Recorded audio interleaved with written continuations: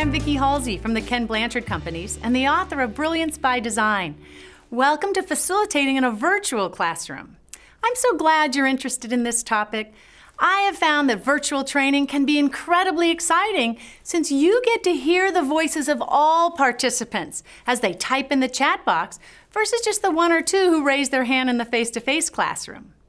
For the next few minutes, I'll be sharing with you some of my favorite tips for bringing out the brilliance in people through the virtual classroom. As you think about virtual training, remember that unlike face-to-face training, sometimes your students show up to a virtual training not knowing what to expect. They may think it's not going to be very exciting because they're used to sit and get training where someone just talks at them using a PowerPoint. In a face-to-face, you can see your students thinking, but in the virtual classroom, you just hear silence. Virtually, you have to picture your audience. It is important to remember that they're very talented people who are hoping that you are going to make a difference in their lives. So let's go through the 5 stages of facilitating virtual learning. Getting yourself and learners ready, signing on, starting your session, diving into the content, and ending your session.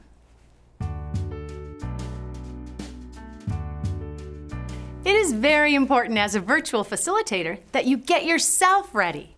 An important thing to do is take some time before you train virtually to relax, get in the zone, to have something to eat and drink, and to focus on what you really want to achieve with your presentation. Next, make sure you've done a dry run. Be sure to check and double check all your equipment, your headset, and your computer. You should probably have a backup computer ready in case anything goes wrong with yours. You have gone through your content, you've practiced on your virtual platform, so you're very familiar with it.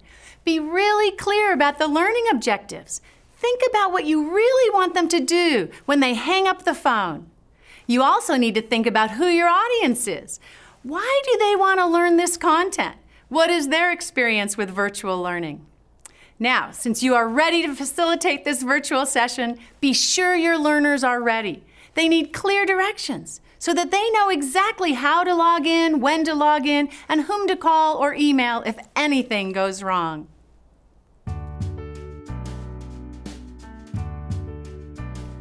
As participants log in, we like the first slide they see to be some kind of puzzle. This is to entertain the early birds as well as to show them this is going to be a great fun session. Your initial role, as you hear the beep indicating that someone has joined the call, is to get people talking immediately. Having them involved right away reminds them that this is not your typical sit and get session. You can talk to them about where they're calling in from, the weather, what they do at their job, any movies they've seen recently, what they're proud of in terms of what's going on in their work, upcoming travel, etc. Whatever you want to talk about is your choice, but it's pivotal to your success to remember, as they sign in, have them talk so you build rapport with them early. One last thought about starting your session is to remember to picture the participants, the faces of your participants as you're facilitating. Pretend you're talking to people just like you would one-on-one on the phone or in front of a large group. This makes the learning feel personal to your learners and helps with the moderation of your voice.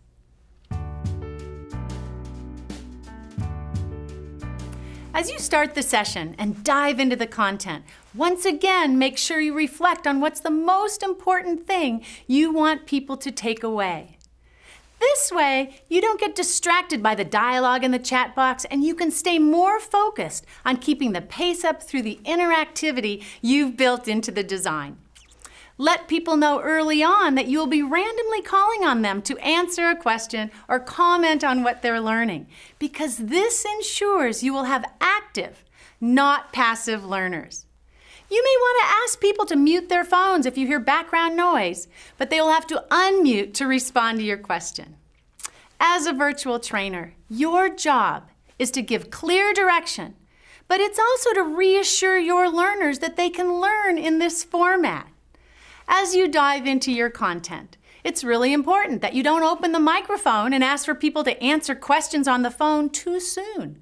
At first, ask a question, have them type answers in the chat box.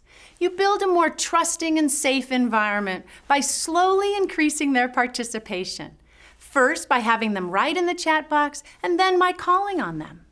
So what you might ask is, something like, what were the behaviors of your best boss? After people have typed in the chat box, you would say, Bill, that's interesting. You said your best boss really listened to you. What was the impact of that on your performance? You are allowing Bill to refocus on what he's already said and to elaborate on his thoughts. One of the most important things in the virtual classroom is that you don't repeat everything in the chat box. You actually have the participants elaborate on what others have written. You can do a quick summary, but have people elaborate so that they can add their voices to the learning experience. One last thing on virtual classrooms versus face-to-face learning is that participants need to be engaged every 2 to 3 minutes. You can accomplish this by asking them to do something. Click on the screen, type in the chat box, share a response, go into a breakout room, etc. This keeps the participants actively involved in their learning and not minimizing you to check their email. I also let them know that when they leave my virtual classroom, I get a red exclamation point by their name, so I know when they're multitasking and not fully engaged in the learning. In the virtual classroom, you are like a radio talk show host. People can't see you, but they hear your voice and read and gain energy from how you use your voice. Your job is to make things so interesting that people really want to listen. They can't wait to hear the answer because you ask challenging and thought-provoking questions such as, why is being a great leader so rigorous? Why aren't there more amazing leaders? Who do you know who's successful at leading? What do they do? What do they believe that causes them to do that? Keep a list of the questions you have about your subject and weave them into your presentations. Your interest and excitement and ability to ask powerful questions will fire up virtual classroom participants. As a virtual facilitator, you need a quick, dynamic pace. Your goal is to keep the pace interactive and quick so you keep the learners engaged and they don't minimize you and go to their email or the web. Remember, virtual participants want to feel valued for their input. Make sure you have a list of your participants and keep track of everyone who has spoken or not spoken as you move along in your session. Another thing that keeps people actively involved in a virtual session is to give your participant choices. For example, you can suggest people type responses on a whiteboard by putting the first letter of their name in a dash so everyone knows where they're typing, or they can type their response in the chat box if they're just more comfortable with that. Once again, that inspires buy-in. I'm here, I want to participate in this virtual classroom. Remember, your job is not to read the responses they write in the chat box, but really probe and be perceptive. Say things like, I would like to hear you say more about that. And as they share their thoughts, responses, and ideas, keep a list of what's said so you can refer back to that specific comment throughout the session. Or, as you teach a concept, you can say, how might this have helped Bill with his earlier situation? I really give them a chance to feel like it's their learning space and not me driving all the ideas. I want them to feel that their involvement is pivotal to the success of this class. Another concept to note is to be comfortable with silence. As they are working, you should also be doing the assignment so you see how long it takes to complete.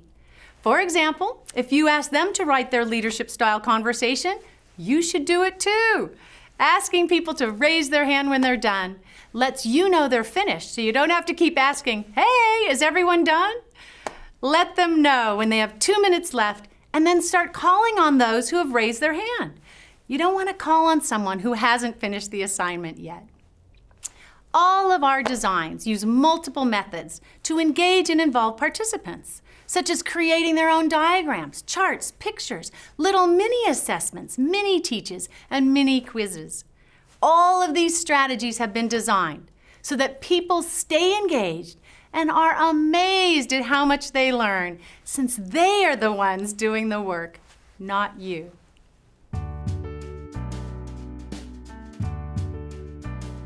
Finally, close the session by having people celebrate how much they learned on that call. As you close, use a tone of voice that matches what you're saying. Things like, look how much you've learned. You couldn't have answered that question at the beginning of our call. Have the participants share their key learnings with the rest of the group and how they're going to use them in their lives. Have them vocalize their good intentions and commitments to use what they've learned. Make sure that you end on time. Otherwise, people will start logging off or start typing notes to people that they're going to be late, which takes away from their focus and can be very distracting to you as you wrap up the session. Time yourself well, because ending on time is one of your key secrets to success and coming across as an amazing virtual trainer. So those are my tips. Once you've done virtual training sessions a few times, I think you'll find they're quite fun and can be really engaging and powerful for learners.